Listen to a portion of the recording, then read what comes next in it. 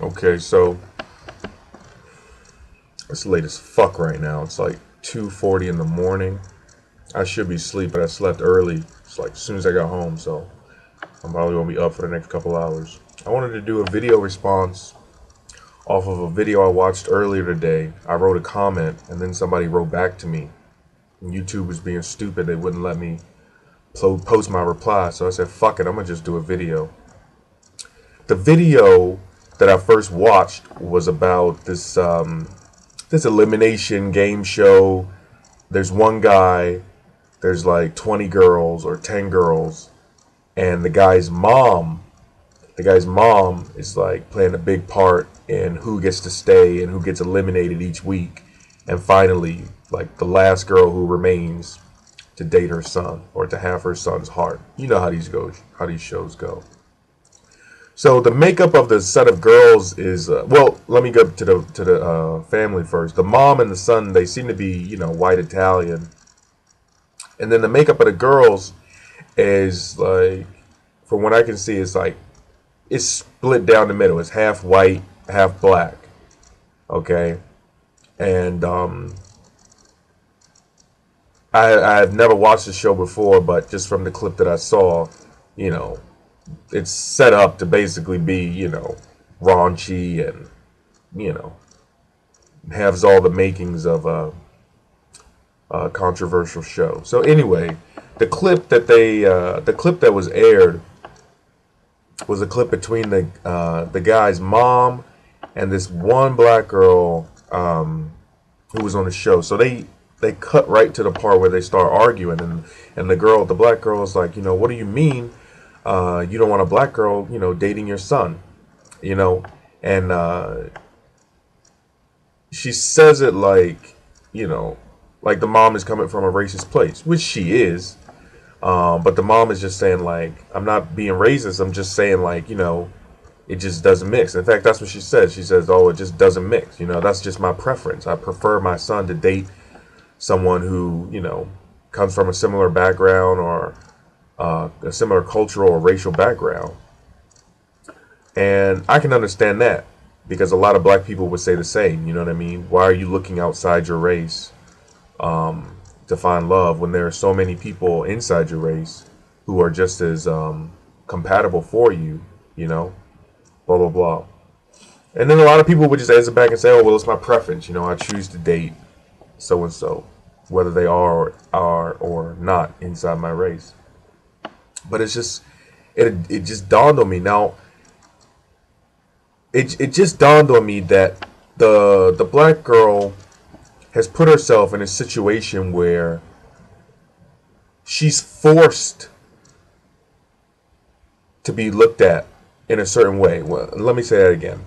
The black girl has put herself in a situation where people are more naturally going to, give her shit or give her a hard time because of what she's chosen to do. So what has she chosen to do? Well, she's chosen to associate herself with mostly people outside of her race. More than half the cast is non-black. The other black girls on the show, they have a similar mentality because they're all, they're all in there to do the same thing, to get the bite guy. And it's like, why? Why is it important for you to be on the show? Why is it important for you to get this guy?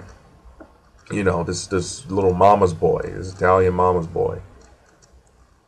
Well, there's two things. I mean, the first thing is maybe they just want to be on TV. They don't give a fuck about this guy. They just want to be on TV. They just want to be actresses, or they just want to get their profile up. They want to get their name out there, whatever. And that part I can understand. But the part that the viewers see, the part that the general public sees, is they see this group of white people.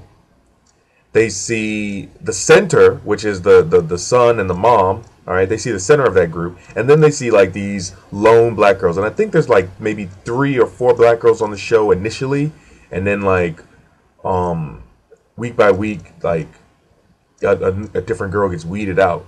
So what the general public sees is they see, you know, this black girl like pining, or the illusion or the image of a black girl pining to get some guy who's not even in her race, you know, who the mom has no respect for, and she doesn't apologize for it, you know. Not that she should apologize for it, but you know what I mean? She's put herself in kind of an impossible situation here, you know? You don't have the mom's respect, so it's almost impossible for, you know what I mean, like the son to, unless he's just flat out in love with you, which he's not. This is a game show, you know what I mean? So he's not going to do anything to come to your defense. Like, you have to protect yourself. You have to defend yourself, and the way you do that is by not putting yourself in the situation to begin with. Why are you surrounding yourself with only people who are different from you? Now, let me put this into more perspective. I live in South Korea, okay? I live in a monogeneous society, okay? One people. Now, yeah, there are foreigners here, and I have foreign friends, and there are black people here, and I've met some black people, but I can't even say, you know, with 100% like with 100% authenticity, you know what I mean, that I have like all these black friends or even black associates. That's like the black people I see here, we get together at like school meetings, you know what I mean? Or people that I might know on Facebook, but we don't really hang out like that. And it's sad. It's sad because I'm getting to a point in my life where I'm 27 years old. I'm getting to a point in my life where it's just like I'm realizing it for the first time, you know what I mean? Like, I can count on one hand how many black friends I have. And when I was younger, it didn't seem like as much of a big deal to not have. I mean, I noticed it. I realized, obviously, I'm not fucking blind. But it just didn't seem like it was that important to the point where I needed to do something about it. But now as I get older, I can see that that is a problem for me. Some people will say, yeah, well, same goes for me, and I don't see there's a problem. Well, for me, it's becoming to be a problem because I can't fully be accepted by any other group that is not a group that I share a cultural and racial background with. And when I say accepted, I don't just mean liked. I mean understood. You know, have a similar or common goal. You know, there are lots of groups out there. There's some groups I'm associated with, and some of those goals, some of those aims, I do believe in. You know, I'm a part of a volunteer group here, and we do different work throughout the city and throughout the capital, and I really believe in it. And I've met a lot of great people here who are not like me, who are not black. But just in terms of something deeper than that, you know, something that kind of goes back to the heart of who we are, you know. And other groups have this same issue, you know. Other groups do this shit too. You know, you'll see the group. Okay, take it back to TV. Everybody's seen like Saved by the Bell, right? California Dreams, 90210. Hell, not even 90210 because that's not a good example. But the shows where all of the cast was white and then there was only one other black person on the show. That kind of imitation has taken its way, and it is art. It is life now imitating art because it's like that everywhere now. You know what I mean? You see these groups, they're these ethnic groups or whatever. It doesn't have to just be a group of white people with one black person, but it could be a bunch of Latinos, you know what I mean? Like one Asian, or one Asian group with one black guy, or whatever. And it's like, Okay, you guys are friends, you hang out, have a good time, but they have a different kind of relationship than you do. You know, they have a different kind of relationship than you do. You can't just think that, as long as you have a group to hang out with, then you're fine. This video is starting to get long, so I'm going to wrap this shit up. Basically, what I wanted to say was just like, as I get older, I'm starting to see things in a different light. And I know all of that's shaped by my experience.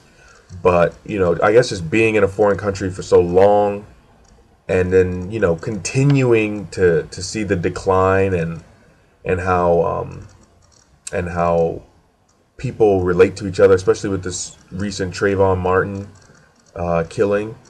And I have just been completely up in arms about that. And I have been constantly posting updates to my Facebook to make sure that people don't just forget about this, to make sure that people are enraged and take some kind of action.